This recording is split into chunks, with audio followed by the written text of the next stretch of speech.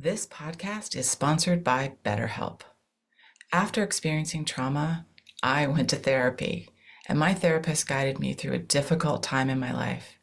They helped me understand what was happening and provided me with tools to cope and find my own strength and resilience. Their experience and compassion were invaluable and enabled me to rebuild my life and move forward. I strongly believe in the power of therapy to help people through difficult times. BetterHelp connects you with a licensed therapist who is trained to listen and give you helpful, unbiased advice. First, you go to their site. You can use my link, betterhelp.com/resilience. You answer a few questions, and BetterHelp will match you to a professional who has years of experience helping people with struggles just like yours. Let BetterHelp connect you to a therapist who can support you, all from the comfort of your own home. Visit betterhelp.com/resilience or choose podcast, then notes on resilience during sign up and enjoy a special discount on your first month. Hello, welcome to Notes on Resilience. I'm your host, Manya Chilinsky, and my guest today is Rayna. She's a training and leadership consultant and a speaker, and she shared with us her incredible story of resilience. We talked about the fact that it's okay not to be okay, and why is it that we have to tell people that, and about setting boundaries as part of being resilient. I think you're really going to enjoy this conversation. Rayna, I am so excited to be talking to you today. Thanks for being here. Yes, thank you for having me. I'm super excited to have this conversation and get to pick your brain a little more and share a little bit of what I know. All right. And before we get into those topics, I would like to ask you, if you could have a superpower, what would it be? Oh, it's hilarious. We were just talking about this, we being me and a few of my friends. If I had a choice in superpowers, I would want teleportation. And Nice. Hear me out, because I think there's a lot of things that people overlook with that, because not only can you free up so much time, you can get from point A to point B, would be fantastic, right? No commutes to work, no traffic. We would help the environment because we would decrease car use. We could also help with emergencies. Think about all those times. How long does it take for a first responder to get somewhere where we're going? So I could be, if I learned how to do it, if I could teach other people how to do it, I feel like we would save time, money, save the planet, save the people. No one would go hungry, because if there's no food where you are, I could just teleport and bring you some. So I love it. A lot of problems that could be solved by taking out transportation time. Yes. Now, all of those reasons that you gave are wonderful. The one that I'm just clued in on at this moment, because I'm a little bit hungry, is the instant delivery of food. Right? You think about how long it takes to order on a busy Friday night, and you're just sitting there, and it's like, do I want to wait an hour and 20 minutes to go get food, or can it just happen like that? Yes. Also, I am spoiled. So I don't think your audience or listeners know this, but I change cities every month. So I work fully remotely. Okay. And everything I do is remote. So I have been adventuring. I've been in 23 cities in the last 20 months. Wow. And as I travel, it's like, oh, the best Indian food is in Jersey City, but the best Indian buffet is in Doraville, Georgia. My favorite pizza is Chicago, unless I want New York style. And so just imagine just getting to be anywhere you want, eating whatever you want. Wow. You are actually closer to doing that and closer to teleportation in a way than anybody else that I know with your schedule. I love the fully remote and trying out new places. Yeah. Oh, it's fantastic. And I call myself a little bit of a time traveler, because I have meetings. I'll have 3 meetings at 2:00 and make all of them on the exact same day because of time zones. I love it. So I'll have a 2:00 meeting in Eastern, and then Central, and then Pacific, and that still leaves me an hour for lunch. When I'm traveling, this is a very much of an aside, listeners, but when I am traveling and I'm in a different time zone, I have the hardest time scheduling new meetings. I'm fine doing the meeting. I scheduled it for noon, but now I'm in Pacific, so it's at 9. Got that. But somehow scheduling meetings for when I'm back in my regular time zone, it's some sort of blip in my brain that I have a really hard time. Am I scheduling that early or late? It's funny because it really depends on what you're used to. And we can actually pull this back into that resilience of how does your brain work? How quickly are you adjusting to your new situation and surrounding? Yes. And for me, I have to put everything in Eastern time before I can translate it into something else. So my work is in Central. So my work is always an hour before Eastern, which works really great while I'm in an Eastern or Central time zone. Yes. But when I start getting into Mountain Pacific time zones, I'm like, okay, so you add one for it to be in Eastern, and then you subtract 3, and it's ridiculous. So I'm not good at it by any means. I make it work, but it is hilarious actually looking at the mental roadmap that I took to get where I'm going. Yes. Oh, I'm so glad to hear you say that. I'm so glad. I think it's very easy for us to look at somebody who's doing something like you are doing with this nomadic lifestyle and thinking that, oh, it must be super easy or she's got everything right on track, but you have your systems to make it Yeah. work. Oh, yeah. And sometimes I keep things in certain time zones just to make sure I'm actually on time. So Yes. my work laptop is always in Central. That's how I make sure I'm on time for the things that I get paid to do. Yes. If you're paying me, I can wake up on time. Yes. And then my cell phone that I keep on me at all times, that's in my current time zone. So Okay. I don't look like a crazy person talking to the people around me. I can just glance Yes. around and be like, oh yeah, it's mountain time. And then I have one other cell phone for like other things that I do that I always just keep a spare cell phone because I'm an over worrier. Mhm. And so that one is in Eastern time, always. Okay. Wow. Oh, this is fascinating. And we could spend a much more time on this because I'm loving this conversation. But I do want to bring us back Yes. to resilience, which is what we're here for. So now that you've shared a little bit about your story, tell us more about sort of who you are and why is it that you and I are in a place to be talking about resilience and trauma and compassion? I love it. So, first off, I was so excited to connect with you because we have, I think we are definitely in different chapters in the same story. We both have a lot of compassion, like you said, that kindness. What can we do to make things better? Because we both have had those stories and that background that has helped shape who we are and how we navigate life. And so for me, my origin story starts off with trauma. So the running story was that I was born in India. I lost my parents at about 6 months old and was raised in an orphanage till I got adopted. Okay. And I was adopted at about 3 years old. And even that, the ability to make connections, make trust, all of that is super important from the ages of 0 to 3. Yes, those are the critical years. They're very critical years, and I spent them in an orphanage with Mhm. no mother, no father, no family. So I started off a little bit unique. Mhm. And then I was raised in a nice community. I was raised in Cleveland, Ohio, Mhm. and I had those parents, but now I am parentless, familyless. I have had to go through a lot of my adult life on my own. Mhm. And so I struggle with making attachments and connections. So I had a lot of trauma as a kid, a lot of trauma as a teen. I went through a really dark place where it's like I used to apologize for existing. I didn't think I had much to offer. And so I have been to the darkest of the dark places, and I have struggled with figuring out not only who I am or what can I do, but does anyone like me? Do I have any point in any of that? Mhm. And I was able to not only build myself a nice little life, and I've started really building a better support system. And funny enough, a lot of my newest and closest friends have been across the country. Yeah. The people who check in and they'll like text me and be like, I haven't heard from you in like a week. Did you die? Like, you okay? And it's just super nice. And it's something I would not have thought 2 years ago that I would be doing, traveling the country, working on a doctorate, having a really great job. I didn't expect any of that for myself. And at the end of the day, I mean, like I said, I've been through trauma after trauma after trauma, Mhm. and I have a lot of baggage that comes with that.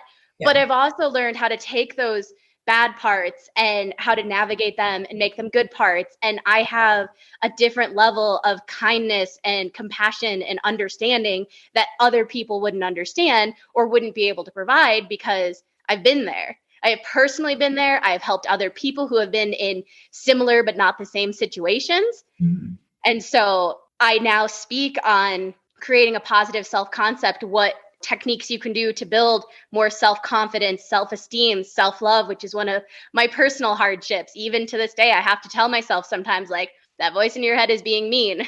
Come back. Yeah.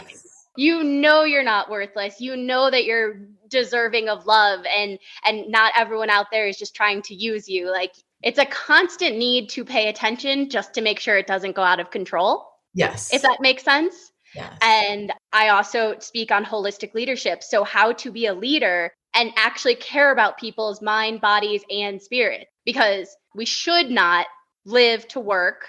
We should live to enjoy life and do things that make us happy, even if people think they're weird. And so I teach how to be a better leader, how not to suck. It's my favorite way of putting it.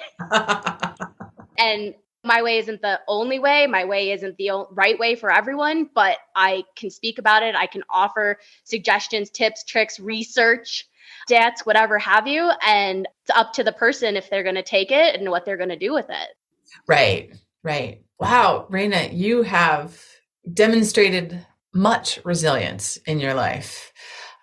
So that is an amazing backstory. And as with so many things, we wouldn't know that if you didn't share that story with us, right? You grew up in Cleveland. We would just think of you as a woman who grew up in Cleveland. Bubbly girl from Cleveland, Ohio. Would not be thinking, not even imagining that backstory.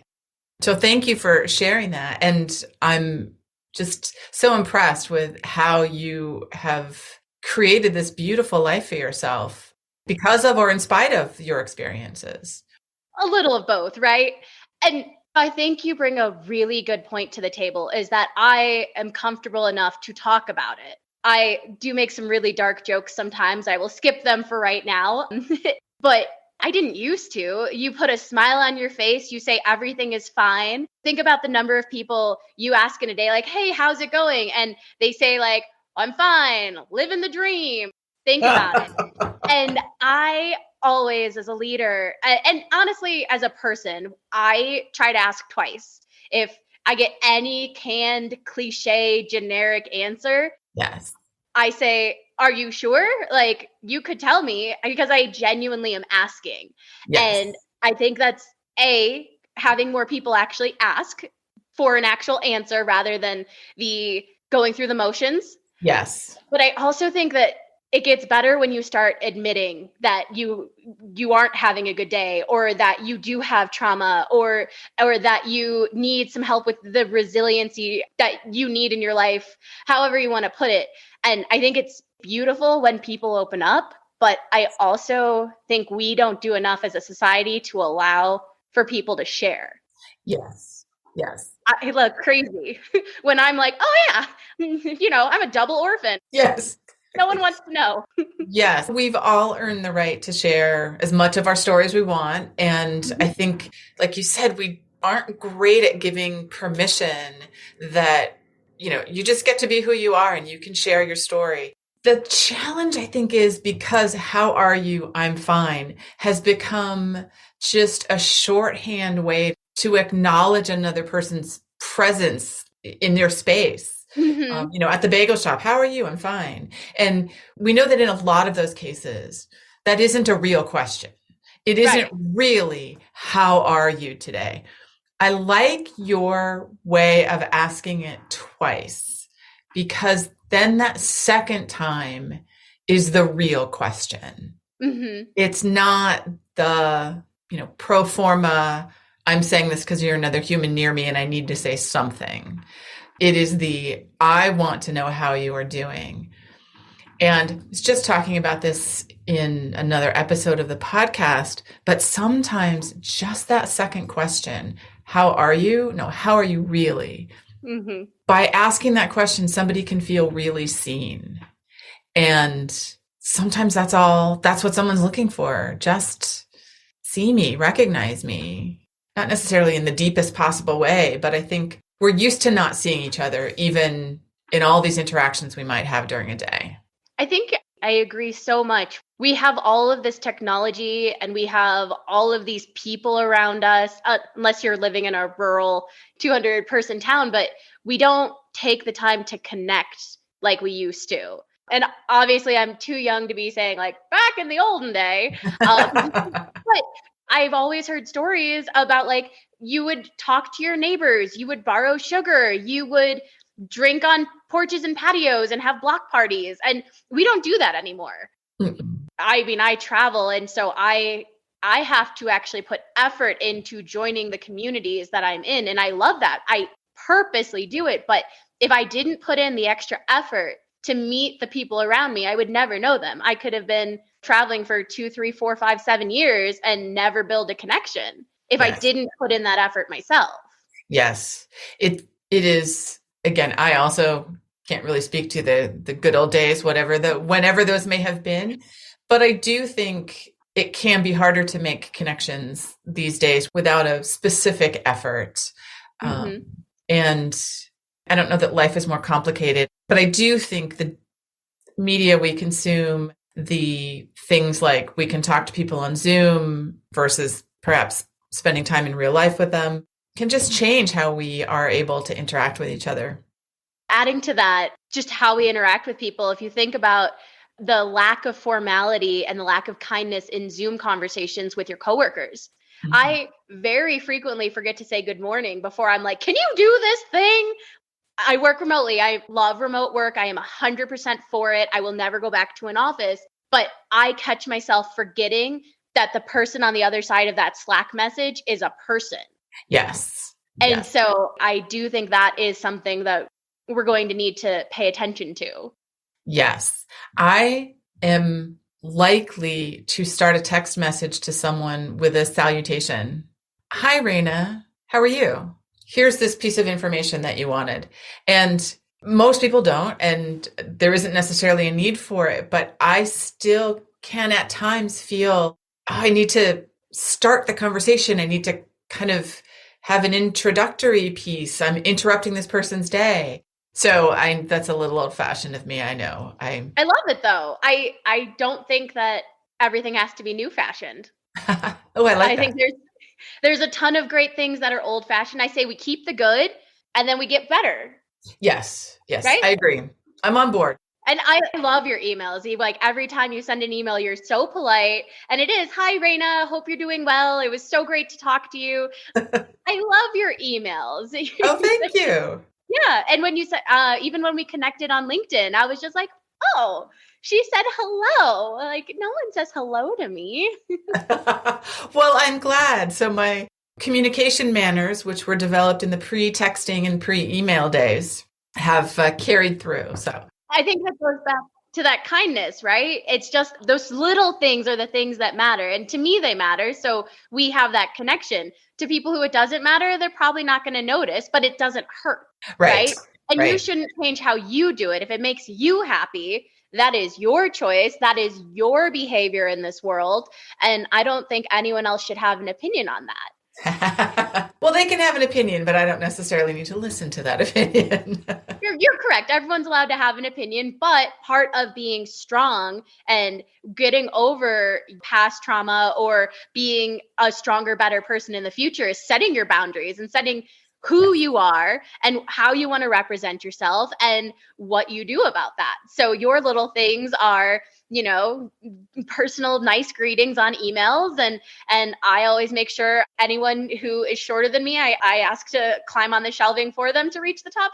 I'm like, oh, you're older than me? Like, I'll climb on that shelf for you. We'll get whatever's on the top. Like that's something. I don't have the height advantage, but I have the fact that if I fall off of the shelving, I won't get hurt as bad as the older person. Right. I love it. That is my effort to put more kindness in the world. I love it. I love thinking about kindness as also part of this whole topic of compassion and resiliency. What do you think that people misunderstand about the concept of resiliency? Oh, that's a great question because I think there's a lot of miscommunication and a lot of parallel communication when it comes to resiliency, compassion, whatever topic we want to talk about.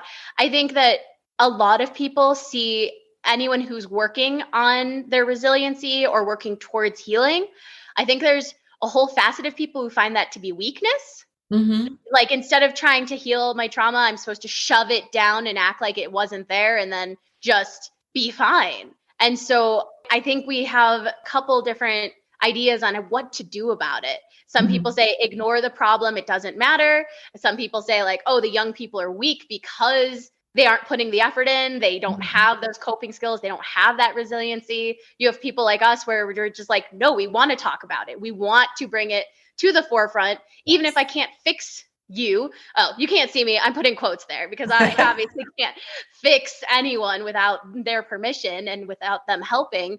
But there's just so many different topics. And I think there isn't one definition of resiliency. There isn't one proper, perfect action to take. We have to sort of define it for ourselves. We have to, like I said, build those boundaries, decide who we are, what we are, how we approach that, and then just do it. Yeah. I feel like I've heard this phrase a lot. I know you have heard it a lot, that it's okay to not be okay. And I want to dig into that a little bit. Something I find really interesting about that is that we have to tell people, because there are people who, or we have managed to build a society where some of us think that it's not okay to not be okay. Like you said, kind of push it down and move on. So I just love your thoughts about that. Of course. So this is something I say all the time. I love to say it's okay to not be okay. I admit days where I'm like, I'm not okay. Like, please leave me alone. So I think there's a lot about that. We have this hustle culture right now. And it's, you have to constantly on the grind. If you're not an entrepreneur, if you're not building 3 businesses, what are you even doing? And I don't understand how we got to that point. I am trying to figure it out a little bit. My dissertation is on managing a multi-generational remote workforce. And I'm looking to help build a leadership training program on how to kind of address all these different generations and the different needs that you might have.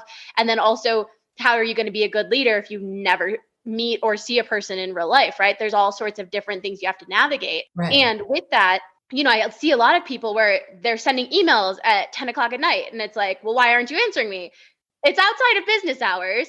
That's midnight for me, my time. And also, why? Why are you being like that?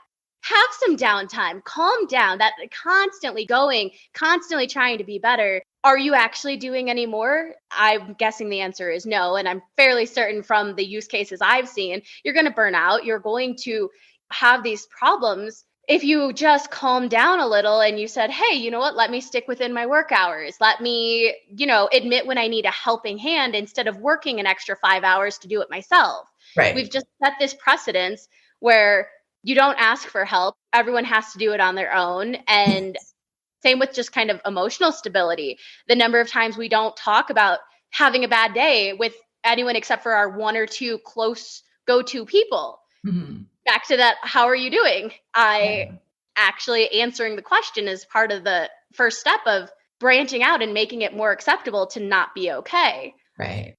I had just a quick side story. I, of course, did that double ask. I was at a Whole Foods and I asked the person who was organizing the vegetables and I was like, oh, how are you? And he's like, I'm fine. No. Oh, no. I'm like, that doesn't sound fine. And it turned out that his family member, I think it was a brother, had just been in the hurricanes in Florida, lost their house, and they were trying to figure out a way to help him. Wow. And just imagine having all of that. So I listened to when we took like 10 minutes and he told me kind of what they were doing, how they thought they were going to timeline helping his brother out. And at the end of the conversation, he was just like, I feel so much better. Yeah. And just being able to get it off his chest and just talking about it, it's not like I could do anything to help. Right. But just saying it out loud, admitting that everything was not fine and just releasing some of that emotion was so therapeutic and so helpful for him. Yes. And then I just think about, okay, what if we all did that? What if we all just said, I'm not okay? What if we all just took the time to listen a little bit more and offer that support? Same with social media. I have a couple social medias. I like LinkedIn and Instagram, and I have Speaker Rayna for all of my speaking stuff. It's mostly just like a mantra to help you kind of guide through your week, positivity, different facts on ways to be healthier, happier, whatever you can do. And then my adventure Insta is literally just my adventure. And I'm like, oh, I fell off a mountain. Oh, I did this thing. And my favorite posts are the ones where I'm like, by the way, this wasn't picture perfect. I looked a little disheveled today. I had to go to a doctor's appointment because I was having a mental breakdown. Like, I love those posts because you don't see them on social media. Yeah. Everyone has these picture perfect lives. And I like to do the opposite. I like to see when people say, like, oh, this didn't go well, or oh, I made a mistake, or here's me falling off the side of the mountain and I can't get up on the snowboard because I'm that bad at it. Right. Right. I follow a few folks who are like that too. They share what's really going on. And sometimes they'll say, here's the picture that we took. Now here's what was really happening when that picture got taken. And there's, 15 people holding things and doing things and, makeup and all that stuff. And I do really appreciate yes, we can make it look easy, but I also recognize life isn't always easy. And that I do appreciate those. I think more so than in the past 10 years since my own significant trauma than I might have before. Now I really appreciate when people are honest about what they're feeling and vulnerable, right? We don't want to be vulnerable sometimes too. That can be difficult for people. Yep. And thinking about who are you trying to be vulnerable with? I choose to try to be vulnerable with a bunch of internet strangers, but I have a way easier time doing that than I do being vulnerable with people that I know. Yes. Like, if you don't follow me on Insta, you don't know sometimes that I'm like, oh no, like, who wants to see all the bruises from this weekend? Right. Oh, I should give context. I tried snowboarding for the first time and it did not go well. Okay. Well, you did mention snowboarding earlier, so I wondered if perhaps there'd been... Yeah, that was me. My latest video is literally just me scooching down a mountain on my butt because I couldn't get up. When I first learned how to ski many, many, many years ago, kept falling because that's what you do when you're first learning. But I kept falling in the exact same way, landing on the exact same part of my body, which then when I got home, I discovered that a bruise the size of a dinner plate. Like, okay, that was a fun experience. But the question is, did you do it again? Yes, I did. I did it again. Right? You learned? I learned. You got back up there? You got back out there? Well, and I guess there was something telling in the fact that I kept falling in the exact same way. I eventually figured out how not to fall at least in that particular way. So. Isn't that sort of the rest of life too? If you keep repeating the same pattern, eventually you can find out what's causing that. Yes. And then address it. Oh, a lesson from an old ski trip has come back to be relevant. I love it. Yeah. I love to do that, right? Because there's learning in everything that we do. And there's little takeaways. You don't have to be a professional psychologist. You don't have to be a psychoanalyst. You don't have to be one of those professions that's, for lack of better words, super smart at fixing people's brains. Yeah. Right? There's little things we can take at any time. And I love your story, right? Because you got up. You did it again. You figured it out. Yeah.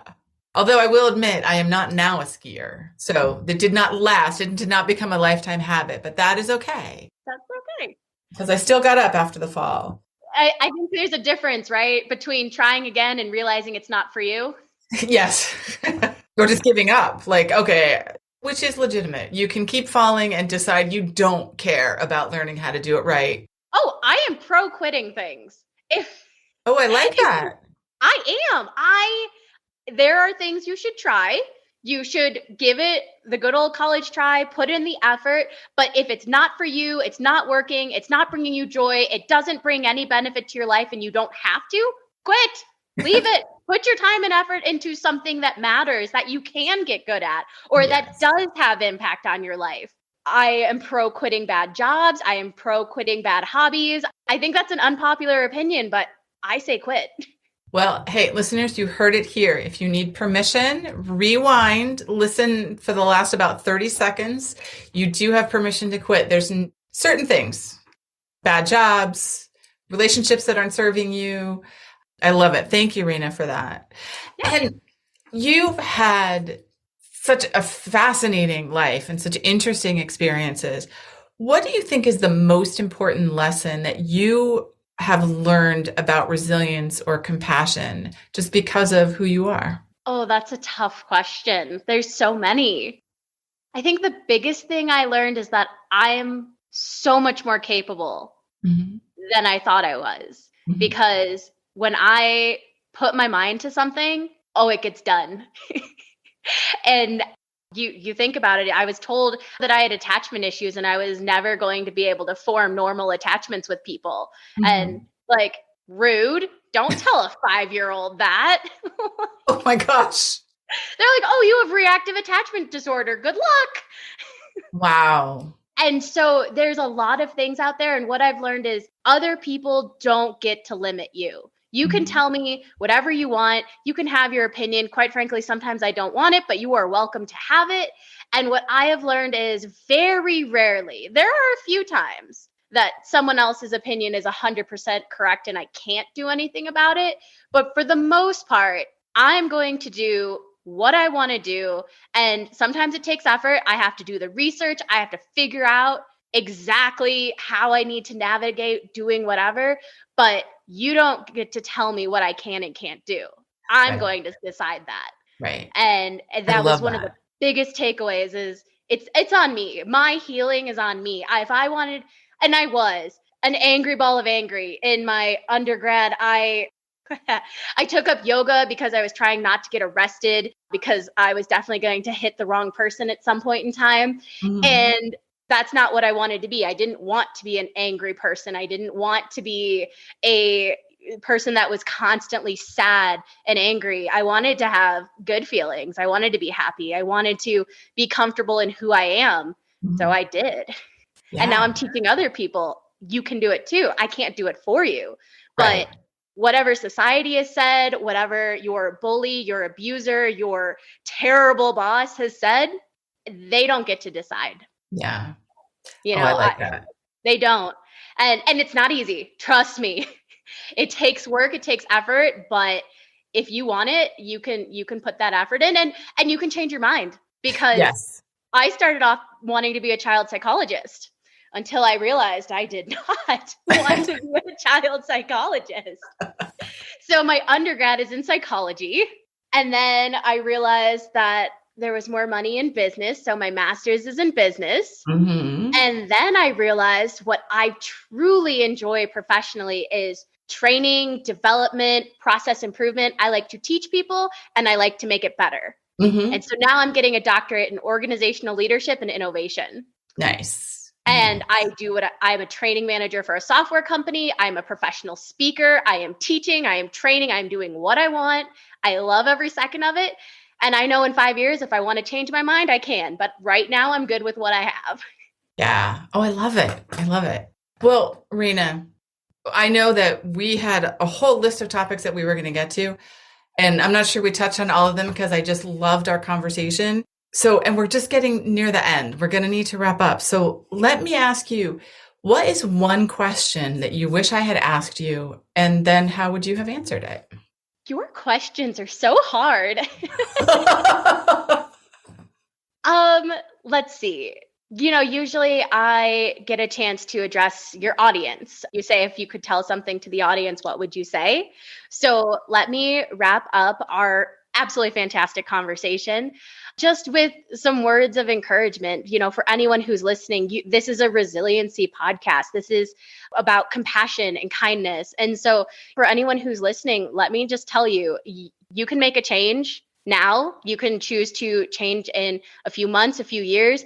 You have the ability to make life better for yourself and for the people around you. And anything big, small, those little things really count. Those big things count. And whatever you choose to do, just know that we're out here and we're proud of you for even putting the effort in because someone has to. And belief is believing in something without proof. So we're here, and I believe that anyone who wants to do something better can. So I'm rooting for each of you, and I hope you pick something, and I hope you feel confident and strong enough to, make some first steps in that right direction. Oh, that's wonderful. Rayna, thank you for sharing. I think those are words that are important for a lot of people to hear. So thank you for sharing that. And how can our listeners reach you?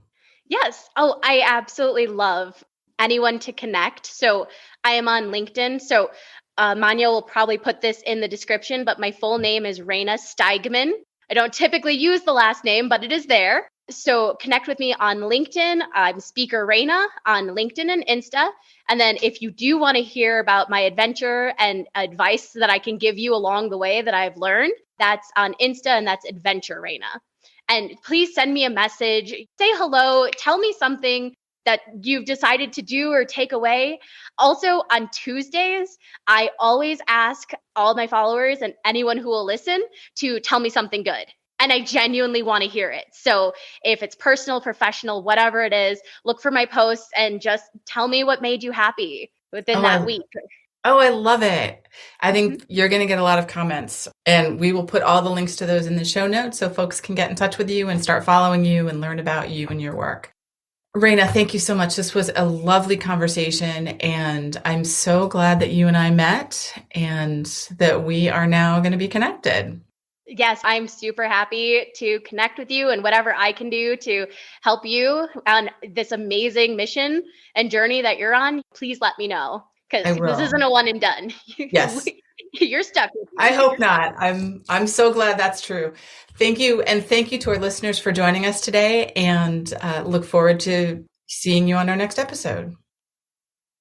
Thank you for listening. I hope you got as much out of this conversation as I did. So if you'd like to learn more about me, Manya Chilinsky, I work with organizations to help understand how to create environments where people can thrive after difficult life experiences. And I do this through talks and consulting. I'm a survivor of mass violence, and I use my experience to help leaders learn about resiliency, compassion, and trauma-sensitive leadership, to build strategies to enable teams to thrive and be engaged amidst difficulty and turmoil. If this is something you want to learn more about, visit my website, www.manyachilinsky.com, or email me at manya@manyachilinsky, or stop by my social media on LinkedIn and Twitter. Thanks so much.